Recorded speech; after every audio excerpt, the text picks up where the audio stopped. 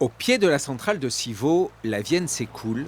L'eau est pompée pour refroidir le système une première fois par ses tours aéro-réfrigérantes et une seconde fois par ses 4 ventilateurs.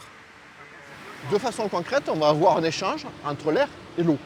On va avoir 4 ventilateurs, en fait, qui vont permettre de favoriser cet échange-là. Et donc, cet échange thermique va faire que la température va descendre de 3 à 7 degrés. Dès l'origine du projet, dans les années 80, la centrale a été conçue pour refroidir l'eau de la Vienne, une rivière, et non un fleuve. Le procédé est unique en France. Quand l'eau de la rivière atteint 25 degrés, le système se met en marche. Et c'est ici que l'installation est surveillée à la loupe. Donc là actuellement, on voit que la température à l'amont du site est à 28,63 degrés. L'eau qu'on rejette, la purge de la centrale, est à 24 degrés 31. Donc on voit qu'on refroidit un petit peu la Vienne, ce qui est confirmé par la température mesurée en aval du site qui est de 28,32 degrés. Si l'association Sortir du nucléaire dénonce régulièrement le réchauffement des eaux et la baisse des débits aux abords des centrales, à Civaux, on assure que tout est sous contrôle.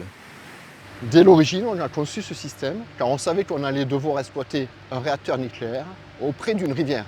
La Vienne a un débit faible pendant l'été et on voulait s'assurer de l'absence d'impact sur la faune et la flore. Et donc l'été, du fait qu'on ne réchauffe pas la Vienne, on n'a pas d'impact sur la faune et la flore et on respecte cet objectif. La canicule n'aurait donc pas d'incidence sur le fonctionnement de la centrale de Civaux. Ce système est à l'étude pour la construction des 6 prochains EPR.